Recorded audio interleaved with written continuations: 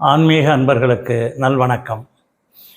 ஒரு 30 வருஷத்துக்கு முன்னாடி டெல்லி, பம்பாய், கல்கட்டா, சென்னை இது மாதிரி பெருநகரங்களில் தான் ஆர்டிஃபிஷியல் ஃபெர்டிலிட்டி சென்டர், செயற்கை கருத்தரிப்பு மையம் அப்படிங்கிறது இங்கொன்றும் அங்கொன்றுமா இருந்தது. ஆனால் இன்னைக்கு குக்கிராமங்களில் கூட தடுக்கி விழுந்தால் ஒரு செயற்கை கருத்தரிப்பு மையம் அப்படிங்கிற ஆஸ்பத்திரி மேலே விழ வேண்டியதாக இருக்குது. நிறைய எண்ணிக்கையில் ஏன் இது அதிகமாக போச்சு?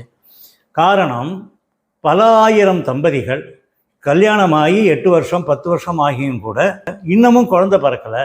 அதனால் இந்த செயற்கை கருத்தரிப்பு மையங்கள் அதிகமாகுது. ஏன் குழந்தை பிறக்கலை? ஏதோ ஒரு குறைபாடு. யாருக்கு குறைபாடு? கணவனுக்கும் மனைவிக்கும் குறைபாடு இருக்கலாம், அல்லது கணவனுக்கு மட்டும் குறைபாடு இருக்கலாம், அல்லது மனைவிக்கு மட்டும் குறைபாடு இருக்கலாம். இப்போது மனைவிக்கு மட்டும் குறைபாடு அப்படின்னு சொன்னால் நாம் அதை 2 விதமான குறைபாடுகளாக நாம் அதை பிரிக்கலாம். ஒன்று பிசிஓடி அப்படிங்கிறது, அதோடு கூட பிசிஓஎஸ் இது ஒன்று. இன்னொன்று கருப்பை சார்ந்த கோளாறுகள். இந்த பிசிஓடி பிசிஓஎஸ் அப்படின்னா என்ன அப்படிங்கிறத பற்றி மட்டும் இந்த காணொலியில் நாம் பார்ப்போம். இன்னொரு காணொலியில் நாம் எதை பார்க்க போகிறோம்னா, இந்த பிசிஓடி ஏன் ஏற்படுது, இதை எவ்வாறு நிவர்த்தி செய்யலாம், குழந்தை பெறுவதற்கான அந்த வாய்ப்புகளை எவ்வாறு பெருக்கிக் கொள்ளலாம் அப்படிங்கிறத இன்னொரு காணொலியில் பார்ப்போம். இந்த பிசிஓடி, பாலிசிஸ்டிக் ஓவேரியன் டிசீஸ் அப்படிங்கிறது என்ன அப்படிங்கிறத நாம் தெரிஞ்சுக்கணும். இதை தெரிந்து கொள்வதற்கு முன்பாக நாம் ஒரு பெண்ணின் இனப்பெருக்க மண்டலம் எப்படி இருக்குங்கிறத ஒரு படம் மூலமாக எளிமையாக நாம் புரிஞ்சுக்கணும். இதுதான் பெண் இனப்பெருக்க மண்டலத்தின் அமைப்பு.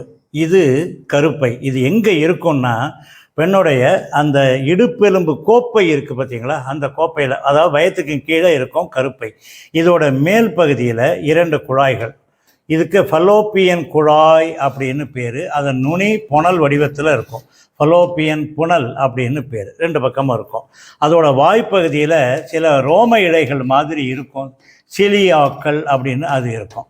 இந்த கருப்பையோட 2 பக்கமும் இதான் ரொம்ப முக்கியம். என்ன அப்படின்னா, அண்ட அகம், ஓவரி அப்படின்னு நாம் இங்கிலீஷில் சொல்லுவோம். அண்ட அகம் அல்லது சினையகம் அப்படின்னு 2 இருக்கும்.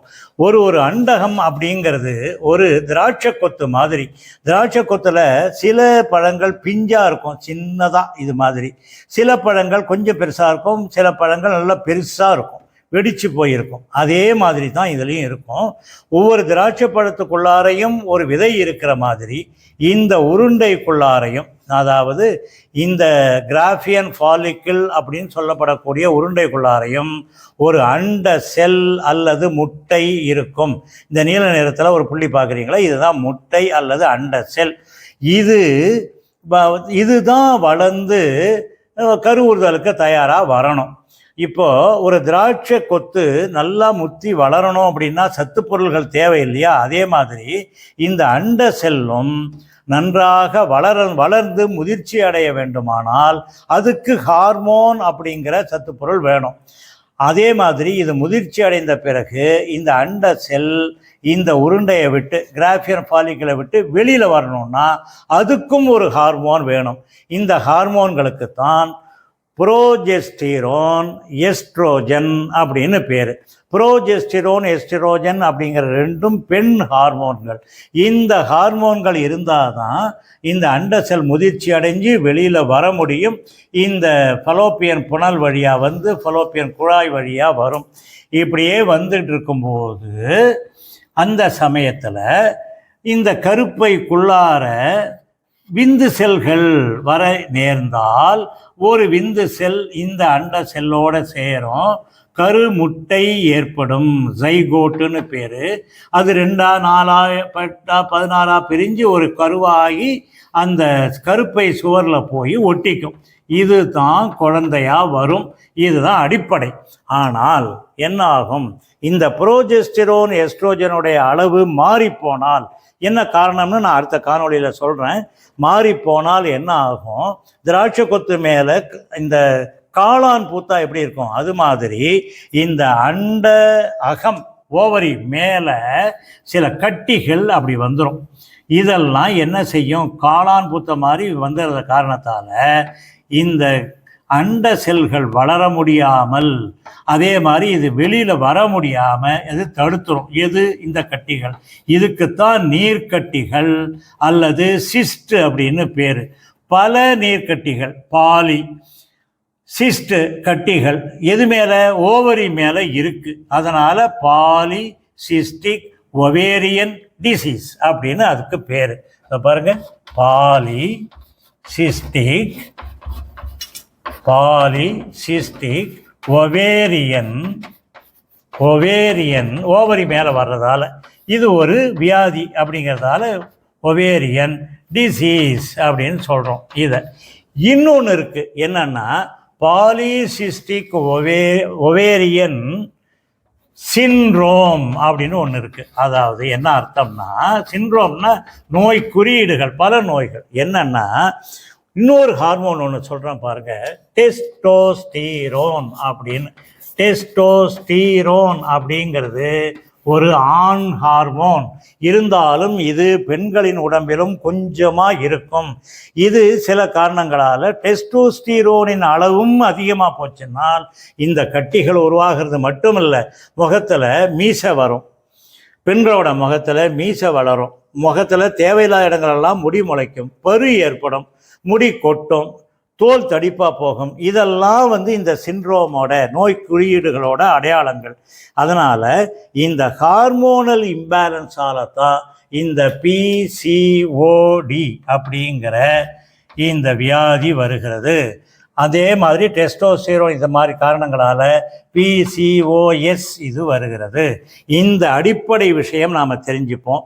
அடுத்த காணொளியில் நாம் இது ஏன் வருது, இந்த ஹார்மோனின் இம்பேலன்ஸ் ஏன் வருது, இதிலேருந்து என்ன செய்தால் விடுபடலாம், குழந்தை பிறப்புக்கான காரியங்களை எவ்வாறு செய்யலாம், விடுபடலாம் அப்படின்னு தெரிஞ்சுப்போம். அன்பர்களே, பிசிஓடி அல்லது பிசிஓஎஸ் எது இருந்தாலும் பெண்களுக்கு அவர்களுக்கு அந்த குறைபாடு நீங்கி அவர்களுக்கு சீக்கிரம் குழந்தை பிறக்க வேண்டும் என்று வேண்டிக் கொண்டு என்னுடைய துணைவியார் நமது ஸ்ரீ ஆதி மன்மதீஸ்வரர் சுவாமி ஆலயத்தில் முருகனுக்கு ஒரு அர்ச்சனை பண்ணுறாங்க. அந்த காட்சியையும் பாருங்கள், உங்களுக்காக அவங்க வேண்டிக்கிறாங்க. இந்த காணொளி உங்களுக்கு ரொம்பவும் பிடிச்சிருக்குங்கிற அப்படின்னு நான் நம்புகிறேன்.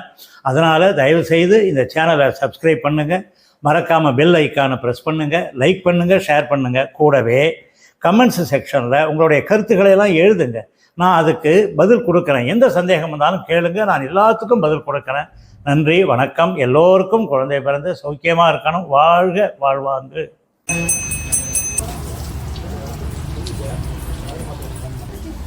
இன்னைக்கு பங்குனி உத்திரம், குழந்தை வேணும்னு ஏங்கிட்டு இருக்கேங்க. தம்பதிகள் எல்லாருக்கும், உலகத்தில் உள்ள எல்லா தம்பதிகளுக்கும் குழந்தை வரம் கொடுக்கணும்னு சாமிகிட்ட வேண்டிட்டு முருகனுக்கு ஒரு அர்ச்சனை பண்ணிடுங்க.